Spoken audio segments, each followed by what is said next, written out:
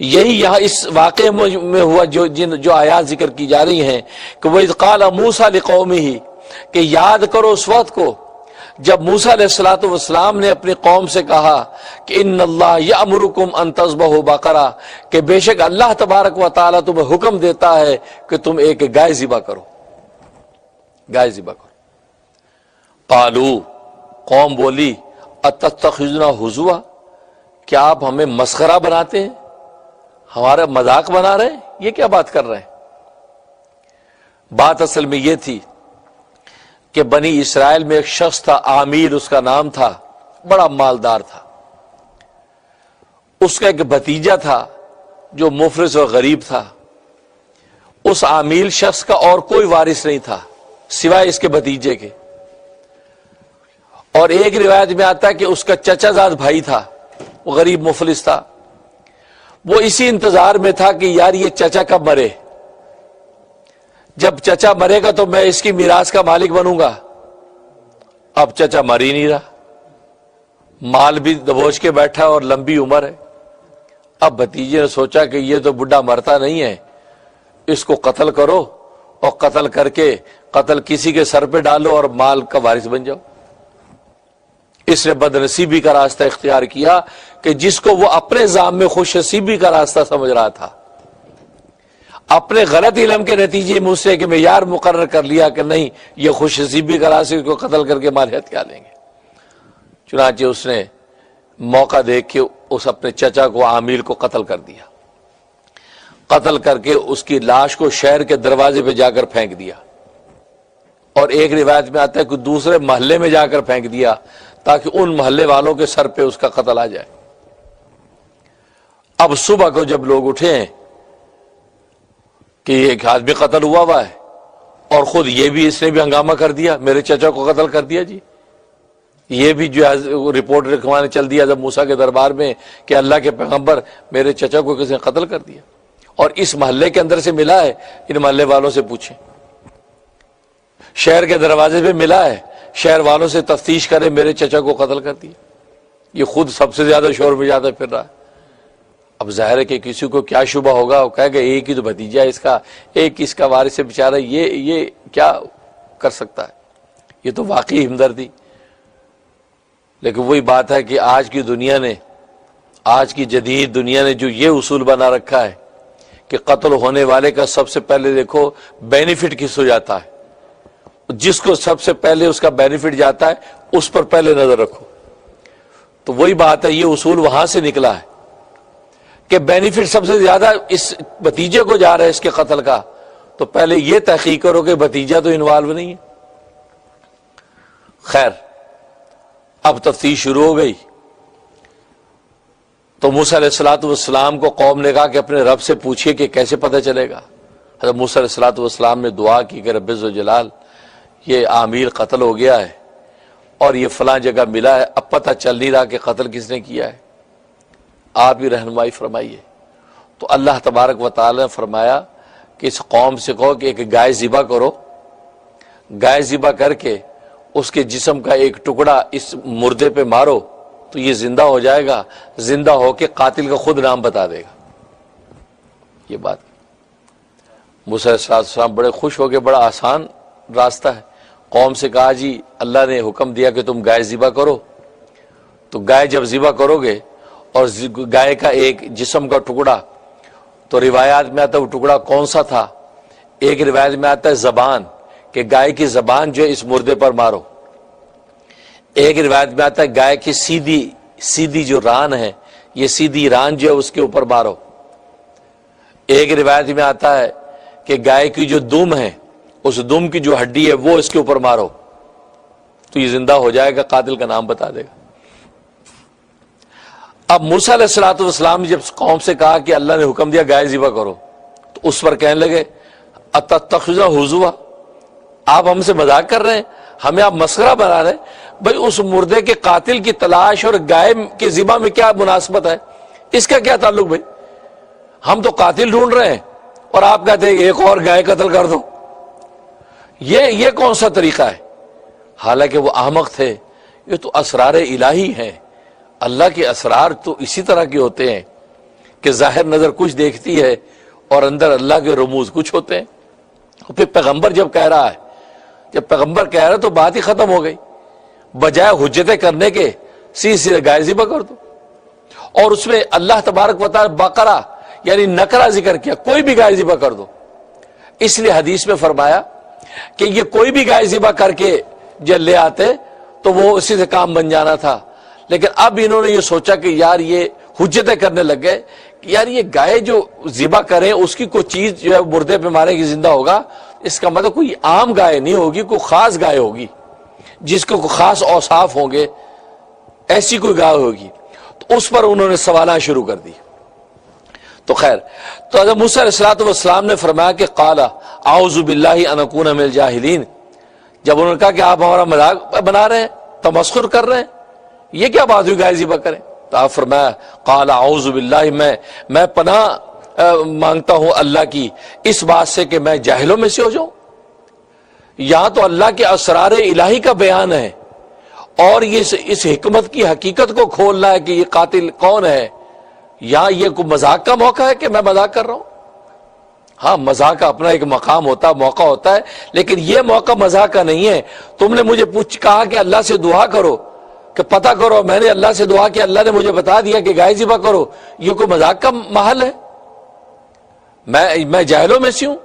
تو گویا کہ موسیٰ علیہ السلام نے کنایتاً یہ تعریض کی ہے ان کے اوپر کہ یہ جو تم تعجب کر رہے ہو اس بات پہ اور جی گائے ذبح کریں، یہ کیا مذاق ہے؟ تو حقیقت میں تمہارا یہ سوال یہ جاہلانہ سوال ہے، کہ یہاں تو اسرار الہی پر گفتگو ہو رہی ہے، یہاں تو اللہ کے رموز کھولے جا رہے ہیں، یہاں تو ظاہر پر فیصلے نہیں، یہ تو باطن میں سے کیا خبر نکلے گی تم سوچ بھی نہیں سکتے ہو، اور یہاں پر تم مجھے کہتے ہو مذاق بنا رہے ہو. تو یہ جاہلانہ بات ہے. تو گویا کہ جہالت تم کر رہے ہو، جہالت میں نہیں کر رہا ہوں. میں تو اللہ تبارک و تعالیٰ کا جو امر تھا وہ تم میں پہنچا رہا ہوں. یہ بات کہی. اس کے بعد انہوں نے پھر وہی سوالات شروع کر دیا. اچھا جی ٹھیک ہے، آپ سیریس ہیں، آپ مذاق نہیں کر رہے ہیں، تو پھر اس گائے کے بارے میں ہمیں سمجھ میں نہیں آ رہا، آپ ذرا کچھ تفصیلات بتائیے. کہا قالوا ادع لنا ربک یبین لنا ما ہی. تو قوم کہنے لگی کہ آپ اللہ سے اپنے رب سے دعا کیجئے کہ وہ ہمارے لیے اس چیز کو واضح کر دے کہ وہ گائے کیسی ہو. کیونکہ انہوں نے سوچا کہ یہ کوئی عام گائے نہیں ہوگی، کوئی خاص گائے ہوگی، اس گائے کی کوئی صفت بیان کر دے، کوئی حالت بیان کر دے، کیسی گائے ہو. قال انہ یقول انہا بقرۃ. تو موسیٰ علیہ السلام نے فرمایا کہ اللہ تبارک و تعالیٰ کہتا ہے کہ وہ ایک گائے ہے ایسی کہ لا فارض، نہ تو بہت بوڑھی ہے، ولا بکر، نہ بن بیائی ہے، نہ بہت جوان ہے، نہ بہت چھوٹی ہے، نہ بہت بوڑھی ہے. اوان بین ذالک، ان دونوں کے درمیان ہے، ان دونوں کے درمیان کی اس کی عمر ہے. بس ایسی گائے چاہیے. فَفَعَلُوا مَا تُؤْمَرُونَ، بس جو حکم دیا گیا کر گزرو. بس اتنی سی علامت بھی سن کے وہ گائے کو ذبح لا کے ذبح کر دیتے تو کام بن جاتا. لیکن اب پھر وہ اگلا سوال، اب یہ حجتیں کیوں کر رہے تھے؟ اس میں ایک وجہ یہ تھی کہ چونکہ وہ جو تفتیش کروا رہا تھا بھتیجا، وہ خود چونکہ اس میں انوالو تھا، وہ اس کو ٹال رہا تھا، کیونکہ اس کو خطرہ تھا کہ وہ اگر یہ مقتول جو اٹھ گیا تو نام میرا ہی لے گا، اور یہ پیغمبر کا معاملہ اس میں شامل ہو گیا ہے تو نام تو میرا ہی آنا ہے. تو اب کسی نہ کسی طریقے گائے کے بہانے سوال کر کر کے نہ بات کو ٹالیں. تو وہ اصل میں حجتیں پیدا کر رہا ہے. تو ساری قوم بھی ساتھ لگ گئی، ہاں جی بات صحیح ہے، بتائیں کیسی گائے ہو، اور جی نہ بوڑھی ہو نہ زیادہ جوان ہو، درمیانی عمر کی ہو. پھر ساتھ ہی اللہ نے کہا فَفْعَلُوا مَا تُؤْمَرُونَ، جو کہہ دیا کر گزرو. ظاہر ہے کہ اس میں اشارہ کر دیا کہ امتثال امر، اللہ تبارک و تعالیٰ کا جب امر آ جائے تو اس کے پورا کرنے میں جلدی کرو، اس کے میں زیادہ سوچ بچار نہیں کرو. تو گویا کہ اشارہ کر دیا کہ ابراہیم خلیل اللہ علیہ السلام ان کو خواب کے اندر بیٹا ذبح کرنے کا حکم ہوا، انہوں نے فوراً جلدی کی، سوچا ہی نہیں ہے. یہ بھی نہیں سوچا کہ خواب کی تعبیر کیا ہے، یہ بھی نہیں سوچا کہ یار خواب ہے حقیقت تو نہیں ہے، یہ بھی نہیں سوچا کہ اللہ سے پوچھو کہ اللہ یہ خواب جو آیا ہے تیری طرف سے ہے کہ نہیں. کوئی سوال ہی نہیں کیا اور بیٹے لے کے ذبح کرنے چل دیا. وہ اپنا بیٹا ذبح کرنے کے لیے چل دیا اللہ کے امر کو پورا کرنے، اور تم سے گائے ذبح نہیں ہوتی اور اس کو 100 سوال کرتے ہو. فَفَعَلُوا مَا تُؤْمَرُونَ، کر گزرو جو جس کا حکم دیا. قالوا، بولے قالوا ادع لنا ربک یبین لنا ما لونھا، کہا کہ آپ اپنے رب سے دعا کیجئے کہ وہ ہمارے لیے اس بات کو واضح کر دے کہ اس کا رنگ کیسا ہو، کیسے رنگ کی گائے ہو۔ اب حالانکہ رنگ کی کوئی بات ہے نہیں، خام کا رنگ چھیڑ دیا۔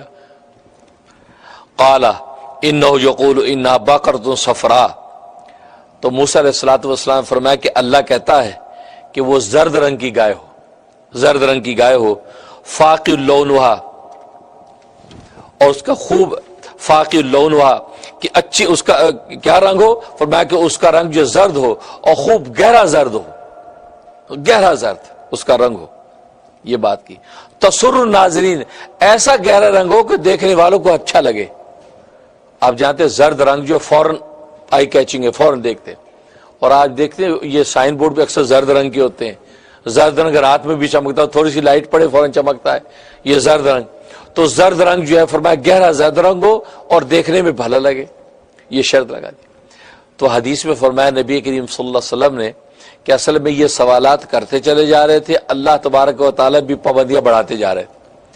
حالانکہ اللہ کے علم کے اعتبار سے تو یہ تھا کہ کوئی بھی گائے ذبح کر دیتے تو بس اس پر جو ہے فیصلہ ہو جاتا، لیکن انہوں نے جب سوالات کرنا شروع کر دیے تو اللہ تبارک و تعالیٰ بھی پابندیاں بڑھا رہے ہیں۔ تو گویا کہ اس میں اس بات کی بھی تعلیم تھی کہ زیادہ سوالات نہ کرو، اللہ کا ایک امر آ جب اس پر فیصلہ کر دو۔ اب انہوں نے جب سوالات بڑھائے تو اللہ کی طرف سے بھی پابندیاں بڑھنے لگی۔ تسر الناظرین، زرد، گہرا زرد رنگ۔ زرد رنگ اتنا مبارک رنگ ہے کہ حضرت علی رضی اللہ تعالیٰ فرماتے ہیں کہ من لبس نعلا صفراء، کہ فرمایا کہ جو زرد رنگ کا جوتا پہنے اس کا غم کم ہو جاتا ہے، اس پر کوئی غم ہے، ہم ہیں، پریشانیاں ہیں، تو زرد رنگ کا جوتا اگر پہنا جائے تو فرمایا اس کے غم کم ہو جاتے ہیں۔ اور عبداللہ ابن مسعود رضی اللہ تعالیٰ عنہ کی روایت ہے کہ کالے رنگ کا جوتا پہننے سے غم بڑھتا ہے۔ آج ہر آدمی کالا جوتا پہنتا ہے کیونکہ جی گوروں کے یہاں کالے جوتے کا رواج زیادہ ہے، تو ہم بھی سارے کالے جوتا پہنتے ہیں۔ فرمایا کالا جوتا پہننے سے غم بڑھتا ہے، اور فرمایا زرد رنگ کا جوتا پہنو، اور ظاہر زرد رنگ عام طور پر چمڑے کا اوریجنل رنگ بھی زرد، گہرا زرد ہی ہوتا ہے، اور بعض چمڑے ایسے کیمیکل سے سیٹ کر دیے جاتے ہیں وہ زرد رنگ ہوتا ہے۔ تو گویا کہ زرد رنگ سے غم کم ہوتا ہے اور کالے رنگ کا جوتا پہننے سے غم بڑھتا ہے۔ تسر الناظرین۔ قالوا ادع لنا ربک یبین لنا ما ہی، کہنے لگے کہ آپ دعا کیجیے اپنے رب سے کہ وہ ہمارے لیے اس بات کو واضح کر دے کہ ما ہی، وہ گائے کیسی ہو۔ گویا کہ سوال ریپیٹ کیا، سیم سوال، پہلے والا سوال ریپیٹ کیا، ما ہی، پہلے بھی ما ہی کہا تھا، اب بھی وہی کہا۔ کیا مطلب یہ کہ ٹھیک ہے ہمیں اتنی سمجھ میں آ گئی کہ گائے ہو، لیکن اب جو اوصاف آپ بتا رہے ہیں کہ وہ گائے کے گوشت کا کوئی بھی ٹکڑا لگایا جائے گا یہ مردہ زندہ ہو جائے گا اور وہ قاتل کا نام بتا دے گا، تو اس کا مطلب ہے کہ یہ صفت اور خاصیت عام گائے میں تو ہوتی نہیں، ایون ہے کہ جنگل کی نیل گائے میں بھی نہیں ہوتی، تو یہ بڑی خصوصی قسم کی خاصیت ہے۔ تو معلوم ہے کہ کسی ایسے جانور میں ہوگی کہ جو بظاہر گائے کی طرح ہوگا لیکن حقیقت میں گائے نہیں ہوگی، کیونکہ اگر گائے کے اندر یہ وصف ہو تو کسی گائے کے اندر ہو، نیل گائے میں ہو، لیکن کسی گائے میں نہیں۔ اس لیے ہم شبے میں پڑ گئے ہیں، ہم بڑے کنفیوز ہو گئے ہیں، اس سے سوال ریپیٹ کر دیا کہ آپ ذرا اس کی صحیح حالت اور صفت بتا دیں۔ کیوں؟ ان البقرہ تشابہ علینا، اس لیے کہ گائے ہم پر مشتبہ ہو گئی ہے، ہماری عقل مان نہیں رہی کہ وہ گائے کے ذریعے سے یہ بات پتہ چلے گی، کیونکہ اگر گائے میں خاصیت ہو تو دنیا میں ہزاروں گائے ہیں، اس لیے جنگل کی نیل گائے ہیں، ہم نے ایسی خاصیت سنی نہیں۔ آپ کہتے ہیں گائے کے گوشت میں خاصیت ہوگی، تو ہم بہت کنفیوز ہو گئے، یہ مشتبہ ہوگی گائے، آپ ذرا تھوڑی سی اور وضاحت کریں کہ گائے کیسی ہو۔ آگے کہا وَإِنَّا إِن شَاءَ اللَّهُ لَمُهْتَدُونَ، کہ بے شک اگر اللہ نے چاہا تو ہم ہدایت پا جائیں گے، مطلب ہم صحیح گائے پر پہنچ جائیں گے، یا یہ کہ مطلب کہ اللہ کا جو امر ہے اس کو پورا کرنے کی ہمیں ہدایت ہو جائے گی، ہم پورا کر لیں گے۔ یہ بات کہی، اس پر جو ہے حضرت موسیٰ علیہ السلام فرمایا قال انه يقول انا بقرۃ لا ذلول تثير الحرث۔ نبی کریم صلی اللہ علیہ وسلم فرماتے ہیں حدیث میں، اس مقام پہ انہوں نے کہا وَإِنَّا إِن شَاءَ اللَّهُ، کہ بے شک انشاءاللہ اگر اللہ نے چاہا لمحتدون، ہم ہدایت پا جائیں گے۔ فرمایا اگر یہ انشاءاللہ کا لفظ نہ کہتے تو ہمیشہ ہمیشہ کے لیے کبھی ان کو گائے کا مسئلہ حل ہی نہ ہوتا، قیامت تک حل نہ ہوتا، عبدالآباد تک یہ مسئلہ حل نہیں ہونا تھا اگر یہ انشاءاللہ کا لفظ نہ کہتے۔ جب انہوں نے انشاءاللہ کا لفظ کہا، اپنے عجز کا اظہار کیا، اللہ کی مشیت کے ساتھ اس کام کو جوڑ دیا، تو اللہ تبارک و تعالی ان کے لیے ہدایت کا راستہ کھول دیا اور یہ گائے تک پہنچ گئے۔ تو اگر یہ انشاءاللہ نہ بولتے تو فرمایا کہ ان کو یہ گائے کبھی نہیں ملنی تھی۔ اس لیے فرمایا موسیٰ علیہ السلام نے کہا انہو یقول، کہ بے شک اللہ کہتا ہے انہا بقرۃ، وہ ایک ایسی گائے ہے لا ذلول تثیر الارض، کہ وہ محنت کرنے والی نہیں ہے، زمین کے اندر جوتی ہوئی نہیں ہے کہ اس کے اندر ہل چلایا گیا ہو، ولا تسقی الحرث، اور نہ اس کے ذریعے سے پانی کھینچا گیا ہے، مسلمۃ لا شیۃ فیہا، وہ بالکل بے داغ ہے، اس کے اوپر کسی قسم کا کوئی داغ دھبا نہیں ہے۔ بے داغ کیا مطلب؟ ایک مطلب یہ کہ کام کاج کے جو داغ دھبے لگ جاتے ہیں گائے پہ، اس قسم کا کوئی داغ دھبا نہیں ہے، کیونکہ جس کو ہل میں جوت دیا یا پانی راہٹ پہ لگا دیا پانی نکالنے کے لیے، اس کے اوپر ظاہر رسے وسے باندھے جائیں گے، وہ رسوں کا داغ دھبا ہے، وہ ہل کا جو ہے ہل کا پھالا لگا دیا اس کا داغ دھبا، تو کام کاج کے داغ دھبے لگ جاتے ہیں۔ لیکن یہ ایسی ہے کہ اس کو نہ ہل چلانے میں جوتا گیا نہ پانی کھینچنے میں جوتا گیا، کہ اس کے اوپر کام کاج کا کوئی داغ دھبا نہیں ہے، ایک مطلب یہ۔ اور ایک مطلب یہ کہ کوئی داغ دھبا اس پہ نہیں ہے، مطلب زرد رنگ کے علاوہ کوئی اور رنگ کا دھبا اس پہ نہیں ہے، خالی زرد رنگ ہے، یہاں تک کہ اس کے سینگ اور کھر بھی زرد رنگ کے، اس کے سینگ بھی زرد ہیں، اس کے پاؤں کے کھر بھی زرد ہیں، یعنی پورے جسم میں کوئی دوسرا ڈاٹ نہیں ہے۔ ایسی جیسے بس اوقات جیسے چیتا ہے، اس کے وہ زرد رنگ کا چیتا تو اس کے اوپر دوسرے رنگ کے ڈاٹ بھی ہیں، سفید ہے تو کالے ڈاٹ ہیں۔ تو فرمایا کہ یہ مسلمۃ لا شیۃ فیہا، اس کے اندر کسی قسم کا کوئی داغ دھبا نہیں۔ اور یہ جو ٹکڑا ہے مسلمۃ لا شیۃ فیہا، اس کے اندر یہ خاصیت ہے کہ اگر انسان کی جلد پر اور چہرے پر داغ دھبے آ جائیں، جیسے کیل مہاسے آ جاتے ہیں، چھائیاں آ جاتی ہیں، تو یہ آیت جو ہے اس کو اگر 101 دفعہ پڑھا جائے اور پڑھ کے زیتون کے تیل کے اوپر مل کے دم کر کے وہ زیتون کا تیل اور چھائیوں پر داغ دھبوں پہ لگائے تو اللہ تبارک و تعالی جلد کو داغ دھبوں سے صاف کر دیتے۔ مسلط لافی۔ اب یہ بات کہی، اب کیا کہا قوم نے؟ قالوا الآن جئت بالحق، اب آپ نے صحیح بات کہی ہے۔ یعنی حضرت موسیٰ علیہ السلام یعنی بے ادب ہے، کیا کہتا ہے کہ الآن جئت بالحق، اب آپ ٹھیک بات پہ پہنچے ہیں، اب سمجھ میں آئے گی۔ تو اس پر نبی پاک نے فرمایا کہ دیکھو یوں کیوں پہنچے، انشاءاللہ کیا بیٹھے تھے، تو اللہ تبارک و تعالی نے ان کو تسلی، ان کے اطمینان ہو گیا اور اب یہ راضی ہو گیا کہ ٹھیک ہے گائے ڈھونڈتے۔ تو قالوا الآن جئت بالحق، فرمایا کہ اب آپ جو آپ نے صحیح بات کی ہے، فذبحوها وما كادوا يفعلون، پس پھر انہوں نے گائے ذبح کر دی، لیکن وہ لگتے نہیں تھے کہ گائے ذبح کریں گے، یعنی جس طریقے سے حجتیں کر رہے تھے لگ نہیں رہا تھا یہ کریں گے، لیکن بس کر بیٹھے۔ تو اس پر نبی پاک نے فرمایا کہ انشاءاللہ جو کہہ دیا تھا اللہ تبارک و تعالی اس کی برکت سے ان کو یہ ہدایت عطا فرما دی کہ انہوں نے گائے ذبح کر دی۔ تفسیر مدارک میں لکھا ہے کہ ایک روایت میں آتا ہے کہ یہ 40 سال گائے کو ڈھونڈتے رہے، 40 سال کے بعد گائے ملی، ایک روایت میں یہ بھی ہے، اور عجیب بات ہے وہ فذبحوها ما كادوا يفعلون۔ یہ اب یہ گائے ملی کیسے؟ ہوا یہ کہ بنی اسرائیل کے اندر ایک نیک صالح شخص تھا، وہ بوڑھا ہو گیا، اس کا ایک چھوٹا سا ایک بچہ تھا، اس کی ایک جو ہے وہ گائے کی بچیا تھی اس کے پاس۔ اب وہ سوچا کہ بچہ چھوٹا ہے اور بیوی میری بیوہ ہو جائے گی اور وہ یہ اس بچیوں کو کون سنبھالے گا، وہ اس بچیا کو جنگل میں لے گیا اور جا کے کہا اے اللہ اس بچیا کو میں تیرے پاس امانت رکھتا ہوں، میرا بچہ بھی چھوٹا ہے، جب وہ بڑا ہو جائے گا تو اے اللہ یہ امانت جو ہے میرے بچے کو پہنچا دیجیے گا۔ یہ کہہ کے اس کو جنگل میں چھوڑ دیا۔ اور ظاہر ہے کہ جیسے حدیث میں آتا ہے اللہ کے پاس امانت رکھے وہ ضائع کیسی ہوگی، پاسبل نہیں۔ اب وہ جنگل کے اندر گائے پلتی رہی، یہاں تک کہ پوری گائے بن گئی، اور کہتے ہیں کہ کوئی بھی شخص اس کے قریب جاتا تو بھاگ جاتی تھی، کوئی جانور قریب آتا تو بھاگ جاتی تھی، یہ اس کی کیفیت اور حالت تھی۔ تو اس طریقے سے جو ہے وہ گائے جنگل میں پلتی رہی۔ اب یہاں تک کہ گائے جو جوان ہو گئی، اب وہ جو بچہ تھا وہ اتنا خود گزار اور نیک صالح تھا کہ اس نے اپنی پوری رات کے 3 حصے کر رکھے تھے. ایک رات کے حصے میں اللہ کی عبادت کرتا، دوسرے حصے میں آرام کرتا، اور تیسرے حصے میں ماں کے پاس بیٹھا رہتا. صبح تک ماں سوری اس کے پاس بیٹھا رہتا. تو اس قصے کو انشاءاللہ مکمل کرتے ہیں، تو مختصر سا وقفہ لیتے ہیں، تو وقفے کے بعد انشاءاللہ یہ سلسلہ گفتگو جاری رہے گا. آپ ہمارے ساتھ رہیے گا. میرے میں جنگل میں جا کے لکڑیاں کاٹ کے لاتا ہے، بازار میں بیچتا ہے، تو جو اس کو آمدنی ہوتی ہے اس کے 3 حصے کرتا ہے. ایک حصہ اللہ کے راستے میں صدقہ کر دیتا ہے، ایک حصہ ماں کو دے دیتا ہے، اور ایک حصہ اپنے اوپر خرچ کرتا ہے. اسی طریقے سے سالہ سال اس کے گزر گئے. تو ماں کو اس پر بڑا ترس آیا کہ میرا کتنا خدمت گزار بچہ ہے، اور مفلس ہے، غریب ہے، پریشان حال ہے، اتنی محنت کرتا ہے.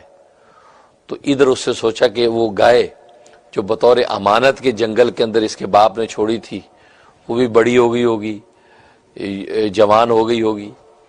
تو بیٹے سے کہا کہ بیٹا تمہارے باپ نے ایک امانت اللہ کے سپرد کی تھی، اور فلاں جنگل کے اندر وہ ہے، تو وہاں جا اور جا کر کہے اے ابراہیم اور اسماعیل کے رب، میرے باپ نے جو امانت تیرے پاس رکھی تھی وہ امانت مجھے واپس لوٹا دے.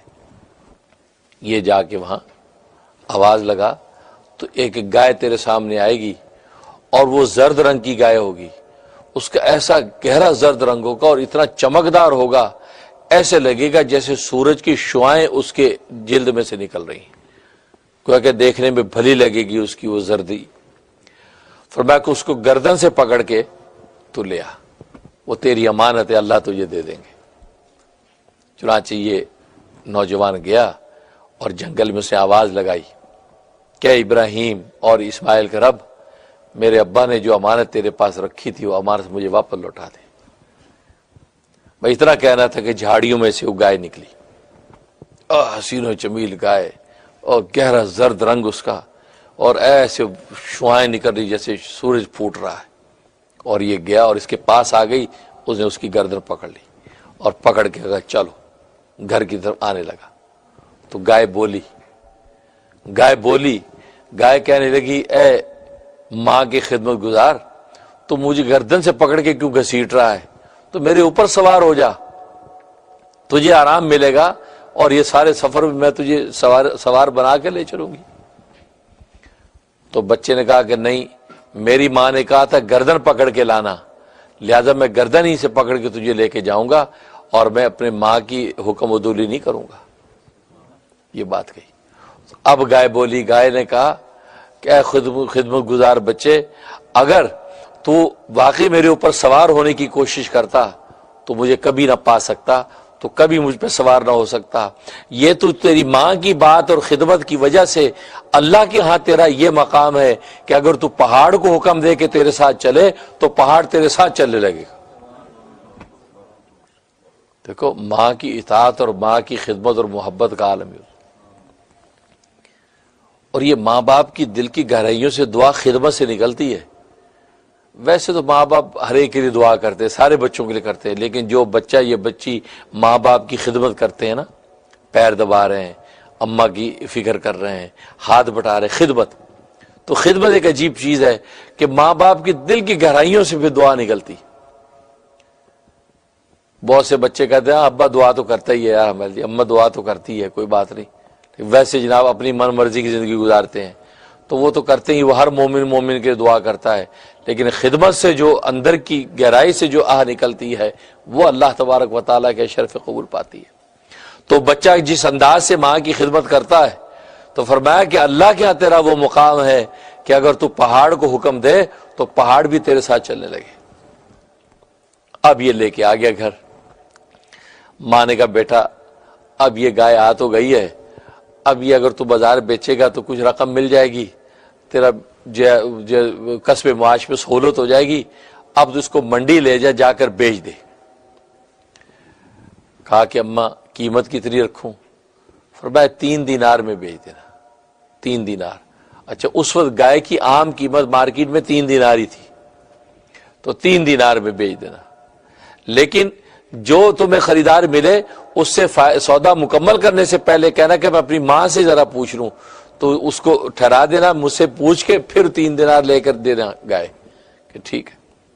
اب یہ چلا گیا، منڈی میں گیا تو ایک شخص آیا۔ اب ادھر اللہ تبارک و تعالی نے اس کی خدمت گزاری اور اطاعت کا امتحان لینا تھا۔ ایک فرشتہ انسانی شکل میں سامنے آ گیا خریدار بن کے، کہا کہ میاں یہ گائے بیچنی ہے؟ ہاں جی بیچنی ہے۔ کتنے کی؟ 3 دینار کی۔ 3 دینار کی؟ ٹھیک ہے چلو میرے ساتھ سودا کرو۔ کہا کہ ٹھہرو، میری ماں نے مجھے کہا ہے کہ سودا مکمل کرنے سے پہلے میں اس سے اجازت لے آؤں پھر میں تمہیں یہ تھما دوں گا۔ کہا کہ چھوڑو یار، اماں سے کیا پوچھتے ہو، 6 دینار لے لو مجھ سے، گائے میرے حوالے کرو۔ فرمایا کہ تم 6 دینار کی بات کرتے ہو، تم اگر یہ گائے کی کھال پوری سونے سے بھر کے دے دے پھر بھی میں تجھے نہ دوں، میں اپنی ماں سے پہلے پوچھوں۔ انہوں نے کہا ٹھیک ہے چلو پوچھ لو۔ اب یہ آ گیا، کہا کہ اماں اسی طرح ایک گاہک لگا ہے اور وہ اس نے یہ بات ہوئی۔ میں ٹھیک ہے تم جو ہے نا اس کو جو ہے وہ بیچ دو، لیکن یہ کہ 6 دینار میں بیچ دو، لیکن اس کو کہنا کہ میں سودا مکمل کرنے سے پہلے ماں کی اجازت لوں گا۔ اب وہ گئے جی 6 دینار میں سودا مکمل کرتے ہیں، 6 دینار میں بیچوں گا۔ 6 دینار میں بات ہو گئی، کہا کہ لیکن اس کو قید تھمانے سے پہلے میں اماں سے پوچھ لوں کیونکہ اماں نے مجھے یہ کہا تھا۔ اس نے کہا یار چھوڑو، اماں کو کیا پوچھے، میں تجھے 12 دینار دیتا ہوں، تو یار مجھے ابھی گائے تھما اور پیسے لے۔ کہا کہ نہیں، تو اس کی کھال بھر کے بھی اگر جو دینار مجھے سونے دے گا تو میں نہیں لوں گا۔ واپس آ گیا اور آ کے اماں کو کہا کہ یہ بات ہوئی، تو ماں سمجھ گئی کہ یہ اللہ کا فرشتہ ہے۔ کہا کہ بیٹا وہ کوئی عام گاہک نہیں، وہ اللہ کا فرشتہ ہے، تم اس سے یہ پوچھو کہ ہمیں یہ تو مشورہ دے کہ ہم اس گائے کو بیچیں کہ نہ بیچیں، یہ مشورہ، کیونکہ وہ عام کوئی خریدار نہیں، وہ اللہ کا فرشتہ ہے۔ ظاہر ہے کہ مومن کی بصیرت جو وہ پہچان جاتی، اتقوا فراست المومن، صحیح بخاری کی حدیث ہے کہ مومن کی فراست سے ڈرو، فإنہ ینظر بنور اللہ، اس لیے کہ وہ اللہ کی نور کی آنکھ سے دیکھتا ہے۔ اب وہ گیا اور جا کے اس سے کہا کہ میری ماں نے یہ کہا ہے کہ آپ تو اللہ کے فرشتے ہیں، آپ ہمیں یہ ایڈوائز کریں کہ ہم اس کو بیچیں بھی کہ نہ بیچیں۔ اس نے کہا میرا مشورہ ہے کہ نہ بیچیں، ابھی اس کو رکھیں، نہ بیچیں، انشاءاللہ یہ تمہیں بڑا نفع دے گی۔ کہ ٹھیک ہے، یہ واپس آ گئے۔ اب ادھر یہ واقعہ عامیل والا ہوا ہے، ادھر وہ گائے کی تلاش ہو رہی ہے اور وہ سوالات کر رہے ہیں، تو اللہ تبارک و تعالیٰ اس خدمت گزار بچے کی خدمت کی برکت سے وہی شرائط بیان کر رہا ہے جو اس گائے کے اندر ہے۔ گائے زرد رنگ کی ہونی چاہیے، گہرا زرد رنگ ہونا چاہیے، تسر ناظرین آنکھوں کو بھلا لگے، اور وہ جو ہے اس نے کوئی حل نہ چلایا ہو، پانی نہ نکالا ہو، پوری زرد ہو۔ تو اللہ اس گائے کو دیکھ دیکھ کے اوصاف بیان کر رہا ہے، کیونکہ اللہ نے اس بچے کا بھلا کرنا تھا، یتیم کا۔ دیکھو یہ اللہ کے لطف و عنایت کیسے کام کرتی ہے۔ اب جناب ادھر یہ گائے تلاش کرتے کرتے یہاں اس بچے تک پہنچے۔ کہا کہ بھی یہ گائے جو ہے، یہ اس میں دیکھا سارے اوصاف موجود ہیں۔ کہا کہ یار یہ تو گائے ہم تو منہ مانگی قیمتوں میں دیں گے۔ وہ کہا جی کتنی دو گے؟ کہا کہ اس گائے کی کھال پوری سونے سے بھر کے دیں گے۔ تو ماں نے کہا بیٹا سودا کر لو۔ یہی وہ راز تھا کہ فرشتے نے کہا تھا کہ نہ بیچنا، کیونکہ یہ تو پوری گائے سونے کے بھاؤ بکے گی۔ لہذا وہی ہوا کہ وہ گائے لے لی اور اس گائے کو ذبح کیا گیا اور اس کی کھال بھر کے سونا جو ہے وہ اس بچے کے حوالے کیا گیا کہ جس نے ماں کی خدمت کی، اس ماں کی خدمت کی برکت سے اللہ نے دنیا اس کی خوشحال کر دی اور آخرت کی نجات تو ہے ہی ہے۔ کھال بھر کے سونا اس کو عطا کر دیا اور ادھر وہ گائے ذبح ہو گئی۔ اب موسیٰ علیہ الصلوۃ والسلام نے، جیسا کہ مختلف اقوال ہیں، اس کی زبان کا فرمایا کہ اس کی زبان کو اس مردے پر مارو۔ اس کی زبان جب مردے پہ ماری گئی تو وہ کھڑا ہو گیا، زندہ کھڑا ہو گیا، اور اس نے اس بھتیجے کا نام لیا کہ مجھے میرے بھتیجے نے قتل کیا، یہ کہا اور لڑکھڑا کے گر گیا۔ اور بھتیجے کو پکڑ لیا اور ظاہر ہے کہ اس نے اقرار کر لیا، مان لیا کہ کیا احوال تھے، کس وجہ سے قتل کیا، اور قصاصاً پھر اس کو قتل کیا گیا۔ اس وقت نبی کریم صلی اللہ علیہ وسلم فرماتے ہیں اس وقت یہ قانون اللہ تبارک و تعالی بنا دیا کہ قاتل اپنے مقتول کا وارث نہیں ہوگا۔ قاتل مقتول کا وارث نہیں ہوگا۔ اگر بیٹے نے اپنے باپ کو قتل کر دیا، یعنی وارث نے اپنے مورث کو قتل کر دیا، تو وہ مورث کی جائیداد کا وارث نہیں ہوگا۔ کیونکہ اگر یہ قانون اس وقت نہ بنتا تو آج کیا ہوتا؟ آج ہر وارث کوشش کرتا ہے کہ یار ابا کو قتل کر دو، چاچے کو قتل کر دو فلاں، اور ہوتا بھی ہے دنیا کے اندر، ہو بھی رہا ہے، لیکن یہ کہ وہ اس کے لیے وہ زیادہ حلال تو نہیں ہوئی، حرام رہی ہے۔ دنیا میں اگر کسی نے اپنے مورث کو قتل کر کے ہتھیار بھی لی تو آخرت کے اندر تو پوچھ ہوگی، دنیا کے اندر بھی اس کی حلال نہیں اور آخرت کے اندر بھی اس کی نجات نہیں ہے۔ اس وقت فرمایا یہ قانون بن گیا کہ قاتل جو ہے وہ اپنے مقتول کا وارث نہیں بن سکتا۔ تو اس طریقے سے اس مردے نے بتایا۔ اب یہاں پر سوال پیدا ہوتا ہے کہ یہ ساری کاروائی کرنے کی کیا ضرورت تھی؟ اللہ تبارک و تعالی وحی کے ذریعے سے موسیٰ علیہ الصلوۃ والسلام کو قاتل کا نام بتا دیتے، یہ فلاں قاتل ہے، اور اس کو پکڑ لیتے۔ یہ گائے ذبح کروائے، یہ پورا ایک جو ہے پروسیس کروایا، آخر اس میں کیا راز ہے؟ اس کا جواب یہ ہے کہ اگر موسیٰ علیہ الصلوۃ والسلام وہ بذریعہ وہی بتا دیتے کہ فلاں قاتل ہے تو لوگوں کو یقین نہ آتا، خاص وہ خود قاتل جو ہے سب سے پہلے اعتراض کرتا کہ یہ کیا بات ہوئی، آپ کس بیس پہ یہ بات کر رہے ہیں، آپ کس بیس پہ یہ بات کر رہے ہیں کہ بھی میں نے قتل کیا ہے۔ وہ اللہ کی وحی کا بھی انکار کرتے، اللہ کی وحی کا بھی انکار کرتے۔ اس لیے اللہ تبارک و تعالی نے ایک ایسے شخص کے ذریعے سے کہ جو عالم برزخ میں چلا گیا، عالم آخرت میں چلا گیا، عالم غیب دیکھ کر آیا ہے، عالم غیب کو دیکھ کر واپس دنیا کے اندر آیا ہے، اس سے جھوٹ کا امکان نہیں ہے، اس سے جھوٹ کا جو ایک کی تہمت اس پہ نہیں لگائی جا سکتی۔ وہ تو عالم غیب سے آ کر اب آپ کو اطلاع دے رہا ہے، لہذا اس کی بات کے اندر صداقت ہی صداقت ہے، اور وحی کے ذریعے سے موسیٰ علیہ الصلوۃ والسلام کو بتا دیا گیا کہ ہاں یہ بالکل سچ بات کہہ رہا ہے، لہذا اس وجہ سے اس قاتل کو اس کے لیے متعین کر کے اس کو قصاص قتل کیا۔ اب دوسرا شبہ یہ ہوتا ہے کہ وہ تو ایک آدمی تھا، اس نے کہہ دیا میرا یہ قاتل ہے، تو گواہی کے جب وہ نصاب تو پورا نہیں ہوا، کم از کم 2 گواہ ہوتے اس کے ساتھ۔ اب اسے کہہ دیا مجھے اس نے قتل کیا ہے، اب یہ تو مدعی بن گیا، دعویٰ اس نے کیا، اور دعوے کو ثابت کرنے کے 2 گواہ چاہیے، تو اس کے ساتھ 2 گواہ ہونے چاہیے تھے، تو گواہ تو 2 ہے نہیں۔ تو یہاں پر اس عدالتی کاروائی کا جو اصول تھا وہ تو پورا نہیں ہوا، پورا نہیں ہوا۔ اسرار الہی کی بنیاد پر فیصلہ کر دیا گیا وہ ایک الگ بات ہے، لیکن عدالتی کاروائی کا نصاب تو پورا نہیں ہوا۔ پھر کیسے قصاص بھتیجے کو قتل کر دیا گیا؟ اس کا جواب یہ ہے کہ اصل میں بات یہ ہے کہ عدالتی کاروائی کی ضرورت اس وقت پیش آتی جب مدعا علیہ انکار کرتا، کیونکہ مدعی جب دعویٰ کرتا ہے کہ اس نے مجھے قتل کیا ہے، ٹھیک، اب وہ مدعا علیہ انکار کر نہیں جی نہیں میں نے نہیں قتل کیا، تو اب عدالتی کاروائی شروع ہوتی ہے کہ مدعی سے کہا جاتا آپ گواہ پیش کریں، اگر گواہ پیش نہیں کر سکتے تو مدعا علیہ سے کہتا آپ قسم کھائیں۔ تو یہاں تو یہ ہوا کہ جیسے وہ زندہ ہوا اور اس نے کہا اس بھتیجے نے مجھے قتل کیا، تو بھتیجے سے جب پوچھا تو بھتیجے نے یہ سوچا کہ یہ تو عالم غیب سے واپس آیا ہے، یہ تو عالم برزخ سے زندہ ہو کر واپس آیا ہے، تو بھتیجے نے اقرار کر لیا کہ ہاں یہ صحیح کہتا ہے میرے سے غلطی ہوئی، تو اقرار پر فیصلہ ہوا، شہادت کے حساب پر فیصلہ نہیں ہوا۔ اگر وہ انکار کرتا اب بحث چلتی، اس نے اقرار کر لیا، اور ادھر موسیٰ علیہ الصلوۃ والسلام کو وحی کے ذریعے سے جو بتلا دیا گیا کہ ہاں یہی قاتل ہے۔ اس وجہ سے فرمایا کہ یہاں پر جو ہے وہ اس کے قصاص کا فیصلہ کیا گیا، لہذا قصاصاً اس کے بھتیجوں کو قتل کیا۔